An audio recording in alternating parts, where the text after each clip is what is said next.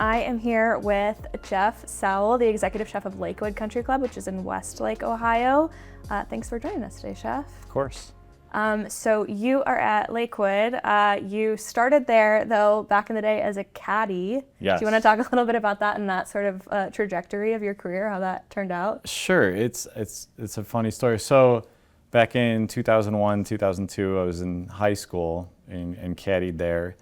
And it was kind of a place that we'd always drive by and kind of look over the bushes at the private club. And I'm an avid golfer too, so I'd always play the muni tracks and try to look over there. But it was fun to start there when I was a kid, and somehow 20 years later found my way back. But yeah, that's so how it started there at Lakewood Country Club, and then I guess I've come up through a bunch of cash house restaurants, learned under a bunch of different chefs. I don't have any kind of culinary education aside from working with chefs and kind of taking notes from that and building who I am as a chef. Got out of the industry for a little bit, worked in warehouse logistics at US Foods, and then 4 years later came back. And one of my previous chefs from a restaurant was the exec over at Lakewood, and he asked me to be a sous chef, so accepted, got promoted executive chef in 2019, so been there ever since. What was that transition like from leaving the industry and then coming back to clubs? Were you I always excited or? Yeah, I mean, I've definitely always had a passion for it. I was always kind of working two jobs before to make ends meet, pay the bills, pay the mortgage. So I got out of it because of money, but I always stayed in it. I'd work different restaurants one day a week, and I call it my golf money. But it was really just to stay in it, and because I love it so much. And then I had the support from my spouse to, take that pay cut and be a sous chef, and I couldn't be happier with that decision because, yeah, getting out was a little depressing to me because it's always what I wanted to do ever since I was a little kid. So coming back was amazing, and my career is blossoming and continuing to grow, though it's at the same spot. I'm just excited to be back in this industry. You must have a pretty interesting and potentially cool perspective for some of those chefs who also don't have culinary degrees, who sort of potentially stumbled into it. How do you think that impacts your leadership style? I'm not biased towards whether, I think having an education is huge. Mm-hmm. There's a lot of, I get a lot of students, built a great relationship with the community college that's really close to us that, and had a lot of students come through that have had the education, and, I can learn things from them. I don't know all the vocabulary that somebody that's gone to college for culinary has, but I've learned a lot of the same exact techniques, and I'll be like, oh, that's what that's called. But then showing them what I've learned over, the past 20 years being in restaurants, that I think that's the most rewarding part is developing people for me. Yeah, and being at the same club too, I'm sure you've built a good relationship with the membership. Can you talk a little bit about that? We have a smaller membership at Lakewood, 350 to 400 total members, and I know every single face that comes in that club. Our whole management team is really great with just knowing who everybody is, being involved.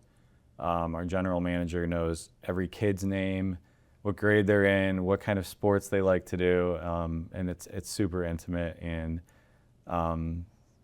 yeah, I love it. It's like a family. It's home away from home, not for the membership, but just also for the staff that's there. Because you're from the area. Yeah, I am. Also. Yeah, 14-minute drive. Right. Yeah, caddied there. I moved away not very far away, and then found my way back to the same city. So, yeah, it is home for sure. And you have a good relationship with your GM, who you just were mentioning, Alfredo Hildebrandt. Yeah. So Alfredo was there when I started as the clubhouse manager. I was the sous chef, and we kind of came up. He left to Fort Wayne, Indiana, to Sycamore Hills, and we got him back 2 years ago as our general manager, COO, and we've always been really, really close, me, him, and our golf pro, who was the assistant golf pro when we started too. And we have this really cool relationship, and it's incredible. It's the reason we're all there is each other, and the team we have right now is spectacular. And finally, you were in the 2024 class of 40 under 40. I was. You know, what do you sort of attribute that to, and how has that impacted your experience or your relationship with the members, or how they perceive the food and beverage at your club? I think that we've gone through what I would call a little bit of a transition since I've been there for the past decade, of kind of an older generation into, I mean, every club has 5 different demographics that they have to appease when they have their a la carte menus. I think mine's kind of gotten younger and more family oriented. With that they become a little bit more experimental in what they're willing to try, and they want to try new cool things. They want to have the same thing every single night, which is okay. But I think that them seeing the plaque that we have up is that they're really proud of that. I'm really proud of it. I feel almost a little bit validated in my position, because I think just having it there, they're proud of it, and they understand that we have a really great program in food and beverage. And not just in the area, but nationally. Right, exactly. They're definitely proud of it. I'm proud of it. Our whole team's proud of it. I credit my culinary team, my food and beverage team. I'm really strong on our service is, that's the biggest part of dining, in my opinion. The food can be really, really good, but the service is the most important piece of that puzzle.